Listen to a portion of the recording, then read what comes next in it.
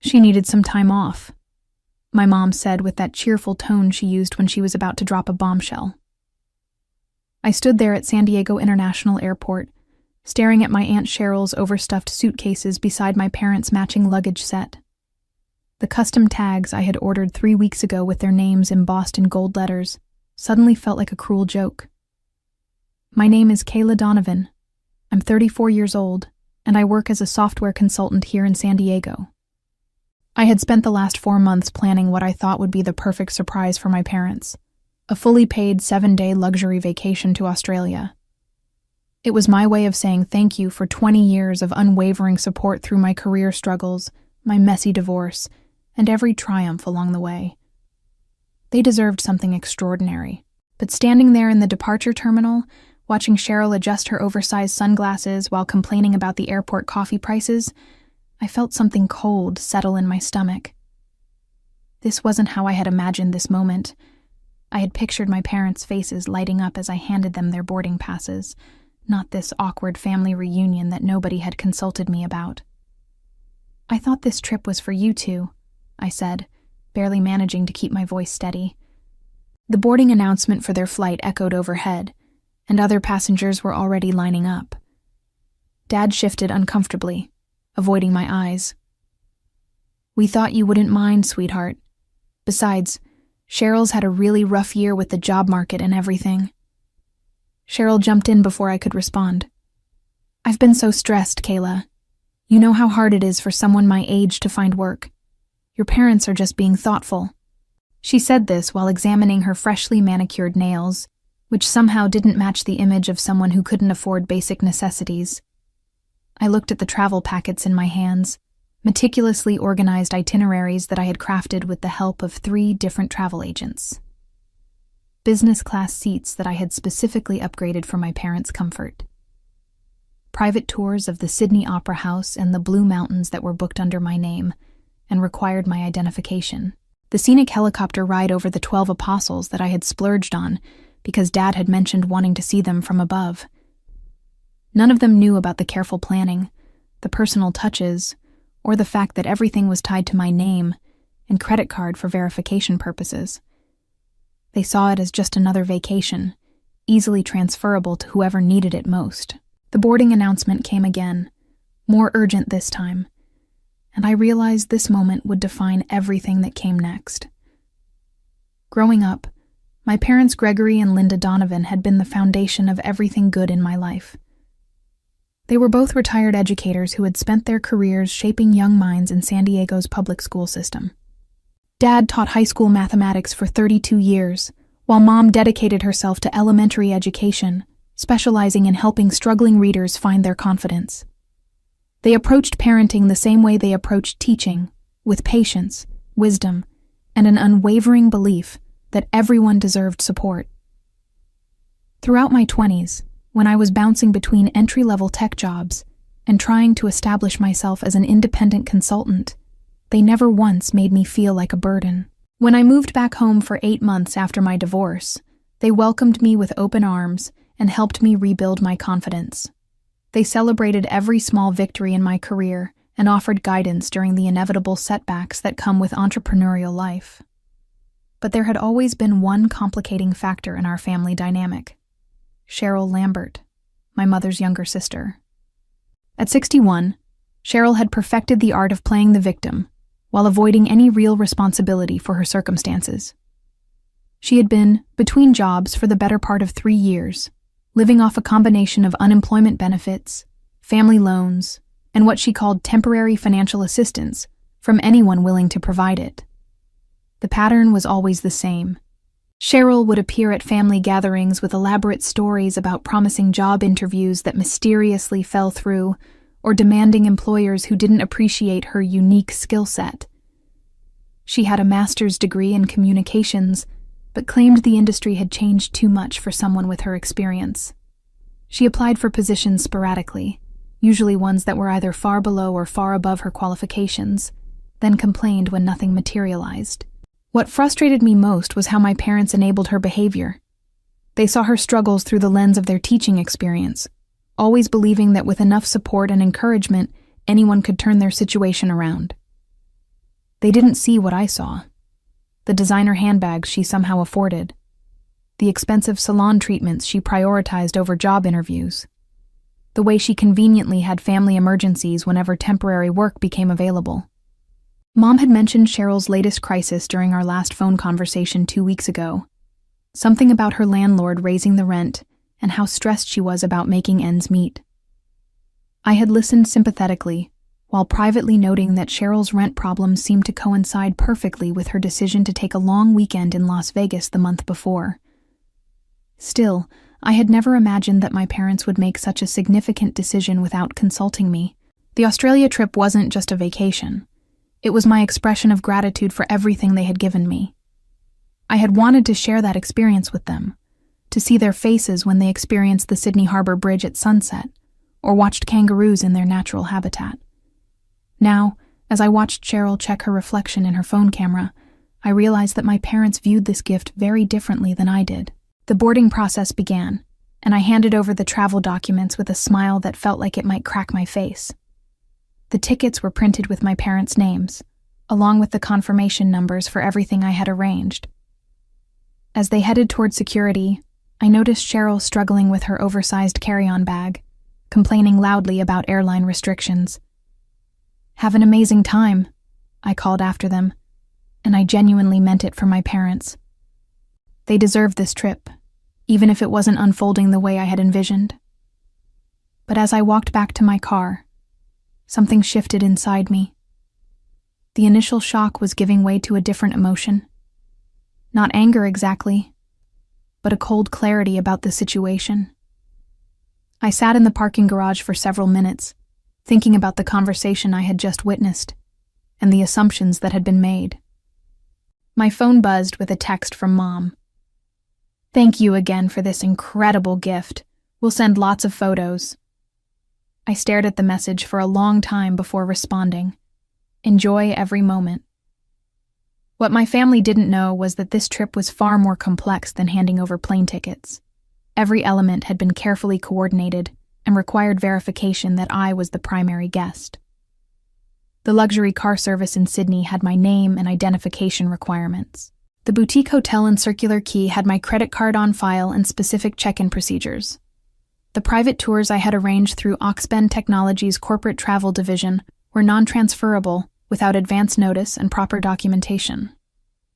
Most significantly, the scenic helicopter tour over the 12 Apostles that I had splurged on as the trip's highlight required all passengers to be pre-approved with passport information and emergency contacts. I had submitted only my parents' details weeks ago, and the aviation company's insurance policies were strict about last-minute changes.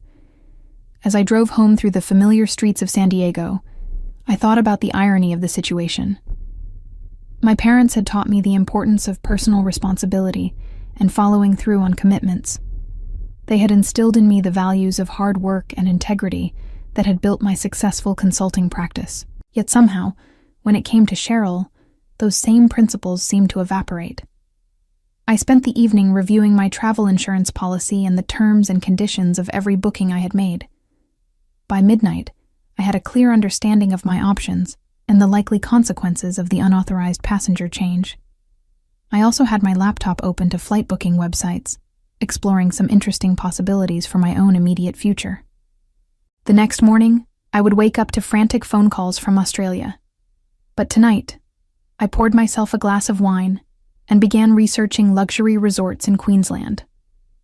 If my carefully planned family vacation was about to become Cheryl's free ride, perhaps it was time to plan something even better, just for myself. The first call came at 3 a.m. San Diego time, which meant my parents had been in Sydney for exactly 6 hours.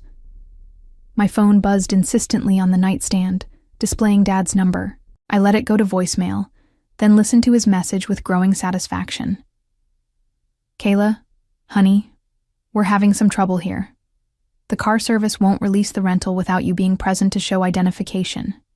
They keep saying the booking requires the primary guest to verify everything. Could you call us back when you get this? We're kind of stuck at the airport." The second call came 20 minutes later, this time from Mom's phone. Her voice was strained with the kind of exhaustion that comes from dealing with bureaucracy while jet-lagged. "Sweetheart, There seems to be some confusion about the hotel reservation. The front desk manager says they need you to confirm the booking personally or provide written authorization for us to check in. Cheryl is getting really upset, and we don't know what to do. The lobby is full of people, and we just want to get to our room. I listened to both messages while brewing coffee in my kitchen, watching the sunrise paint the San Diego skyline in shades of gold. The coordination issues I had anticipated were unfolding exactly as expected.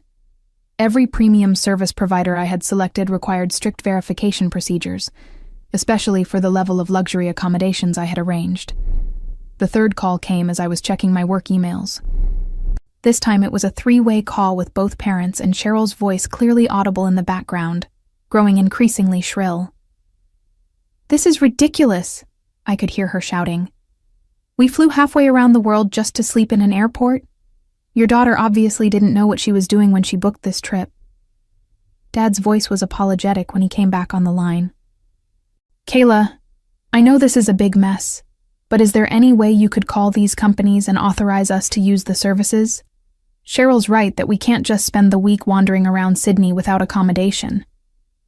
I took a sip of my coffee and considered my response carefully. The terms and conditions of every booking were crystal clear about authorization procedures. As a software consultant, I understood the importance of security protocols and verification systems. These weren't arbitrary rules. They existed to prevent fraud and protect both customers and service providers. "I'm sorry this is happening," I said, and I truly was sorry that my parents were experiencing stress. "Let me see what I can do from here." What I didn't tell them was that I had already spent the early morning hours on the phone with my travel insurance company, documenting the unauthorized passenger change and exploring my options for recovering the costs of the trip. The representative had been sympathetic and thorough, explaining that I had grounds for a full refund since the original terms of service had been violated. I also didn't mention that I had just finished booking myself a first-class ticket to Queensland, departing that afternoon. While my family dealt with the consequences of their last-minute decision, I would be enjoying the luxury resort experience I had originally planned, but this time designed entirely around my own preferences. By noon San Diego time, I had received 7 more calls, each one more desperate than the last. The private tour company had canceled their Sydney Opera House experience when they couldn't verify the guest list. The Blue Mountains excursion was postponed indefinitely pending proper documentation. And the helicopter tour over the 12 Apostles had been canceled entirely due to insurance liability issues with unregistered passengers. As I packed my suitcase for Queensland, I thought about the lesson my parents had inadvertently taught me. Sometimes the most generous gestures are also the most vulnerable to exploitation. But sometimes, when people take advantage of generosity, they create opportunities for even better outcomes. My flight to Brisbane departed San Diego at 2 p.m., and as the plane lifted off, I felt a lightness I hadn't experienced in months. I had upgraded myself to first class and chosen a window seat where I could watch the Pacific Ocean stretch endlessly below us. The flight attendant offered champagne, and for the first time in days, I felt genuinely excited about the adventure ahead. During the layover in Los Angeles, I received a particularly frantic voicemail from Cheryl herself. Her voice was a mixture of outrage and desperation that would have been comical if it weren't so revealing. "Kayla, I don't know what kind of games you're playing, but this is completely unacceptable. Your parents invited me on this trip, and now we're stranded in Australia with nowhere to stay and nothing to do. I've had to use my emergency credit card just to buy food at the airport. This is affecting my credit score, and I can't afford these kinds of unexpected expenses. You need to fix this situation immediately." The irony wasn't lost on me. Cheryl, who had been too stressed to look for work but apparently not too stressed to book a last-minute international flight, was now lecturing me about financial responsibility. She had managed to find the money for plane tickets and emergency expenses when it suited her, but had spent months claiming poverty whenever anyone suggested she take on temporary employment. I deleted the voicemail and switched my phone to airplane mode. 18 hours later, I landed in Brisbane to sunshine, warm temperatures, and the kind of tropical atmosphere that immediately melts away stress. The resort I had booked for myself was everything I had hoped the original Australia trip would be. Elegant, peaceful, and designed for genuine relaxation rather than family drama.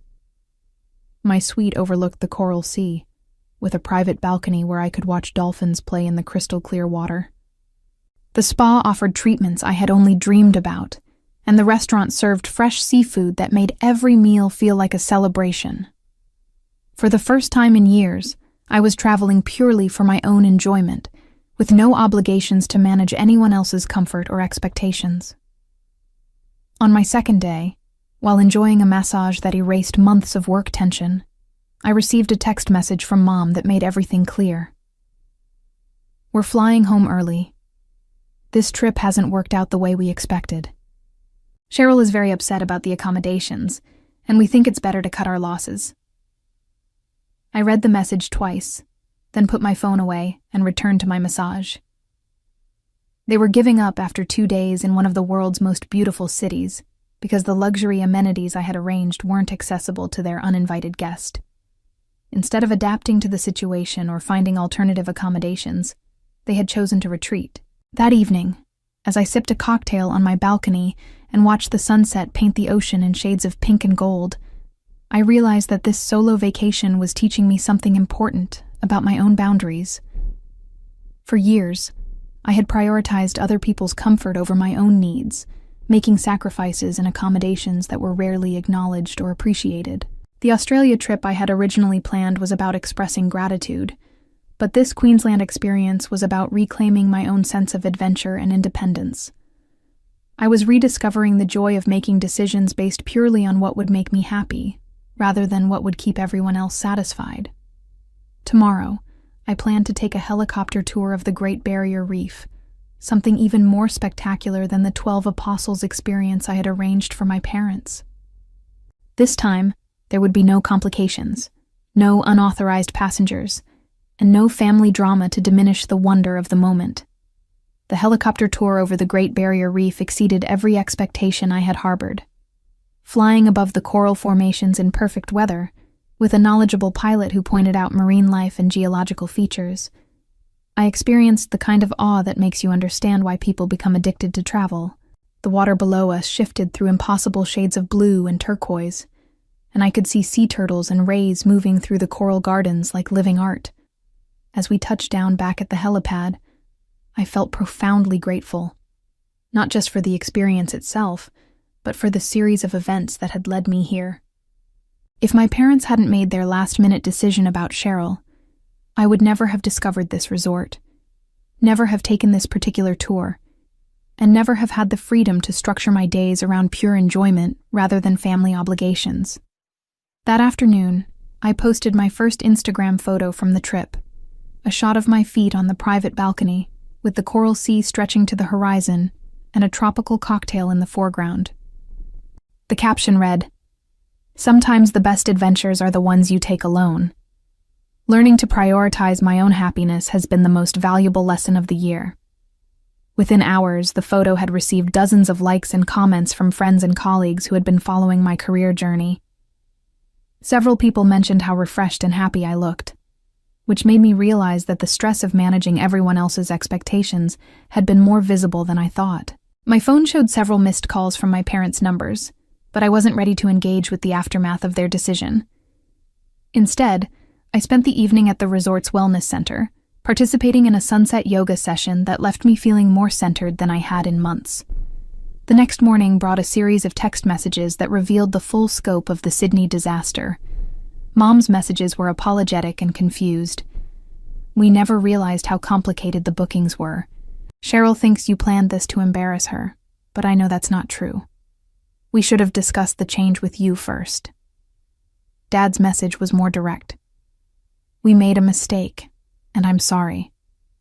Cheryl's upset about the money she spent on the flight, but that's not your responsibility. We hope you can forgive us for not thinking this through." But it was Cheryl's message that revealed her true character. "I know you did this on purpose to make me look bad. You're just like your mother's family, always looking down on people who are going through hard times. When I get home, I'm going to make sure everyone knows how selfish and vindictive you really are." I read her message twice, then blocked her number. The threat to damage my reputation with family members was exactly the kind of manipulative behavior I had observed for years, but never directly experienced. She couldn't accept responsibility for the consequences of her last-minute intrusion into someone else's carefully planned gift, so she was trying to reframe the entire situation as a personal attack against her. That evening, I had dinner at the resort's finest restaurant, where I ordered the seafood tasting menu and paired it with an Australian wine that the sommelier recommended. As I watched other solo travelers and couples enjoying their meals in the elegant dining room, I realized that I had stumbled onto something transformative. This wasn't just a vacation anymore. It was a blueprint for how I wanted to live my life going forward. The resort experience had shown me the value of investing in experiences that genuinely brought me joy, rather than constantly sacrificing my own preferences to accommodate other people's needs or expectations. Tomorrow would be my last full day in Queensland, and I was already planning my next solo adventure. On my final day in Queensland, I decided to document the full scope of my solo Australian adventure. I spent the morning taking photos at every beautiful location within the resort. The infinity pool that seemed to merge with the ocean, the tropical gardens where rainbow lorikeets posed obligingly for pictures, and the spa pavilion where I had discovered the restorative power of genuine self-care. Each photo told a story of independence and joy that contrasted sharply with the chaos my family was experiencing in Sydney. I wasn't being vindictive. I was simply sharing my authentic experience of what a well-planned Australian vacation could actually look like.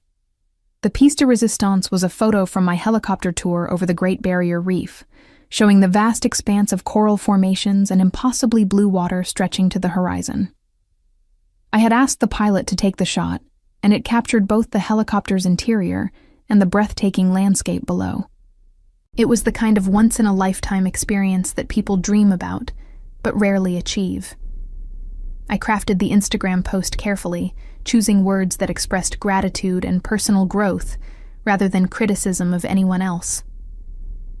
The final caption read, "Sometimes the universe redirects your plans towards something even better. This solo adventure to Queensland has taught me the importance of designing experiences around your own values and priorities." The Great Barrier Reef helicopter tour was absolutely magical. Every bit as spectacular as I dreamed it would be. Grateful for the reminder that the best company you can keep is sometimes your own. Within minutes, the post had received more engagement than anything I had ever shared.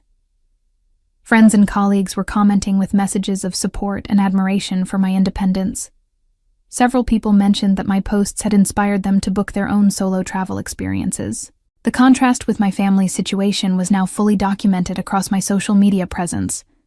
While they had spent their Australian vacation dealing with logistics problems and accommodation issues, I had been experiencing the country at its absolute finest, exactly as I had originally envisioned. The flight home to San Diego gave me 18 hours to process everything that had happened and prepare for the conversations that awaited me. I felt remarkably peaceful about the entire situation, which surprised me. A week ago, I would have been anxious about family conflict and eager to smooth over any hurt feelings. Now, I simply felt clear about my boundaries and confident about the choices I had made. My parents were scheduled to land in San Diego 2 hours before my flight arrived, which meant they would have time to decompress from their travel experience before we spoke. I had decided to reach out to them directly and have an honest conversation about what had happened and what it meant for our family relationships going forward. Cheryl, on the other hand, had made her position clear through her threatening text message. She viewed the entire situation as a personal attack designed to humiliate her, rather than the natural consequence of changing someone else's carefully coordinated plans without permission. Her inability to take responsibility for her role in the Sydney disaster told me everything I needed to know about her character and her approach to family relationships. The most important realization from my Queensland experience was that I had been undervaluing my own needs and preferences for years. The solo vacation had shown me what genuine relaxation felt like when I wasn't managing other people's comfort or mediating family dynamics. I had discovered restaurants I loved, activities that brought me joy, and most importantly, a sense of confidence about making decisions based purely on what would enhance my own well-being. As the plane began its descent into San Diego, I looked out at the familiar coastline and felt excited about returning home.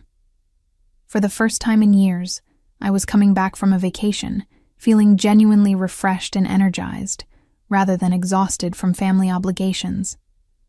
The experience had taught me that sometimes the most generous thing you can do for the people you love is to model healthy boundaries and authentic self-care. As I settled back into my San Diego routine, I reflected on how dramatically my perspective had shifted in just 1 week. The Australia trip that began as an expression of gratitude had transformed into a masterclass in personal boundaries and the importance of protecting your own well-being. Looking ahead, I knew my relationships with family would never return to their previous patterns, and I was grateful for that change, because it meant I could finally prioritize my own happiness without guilt or apology.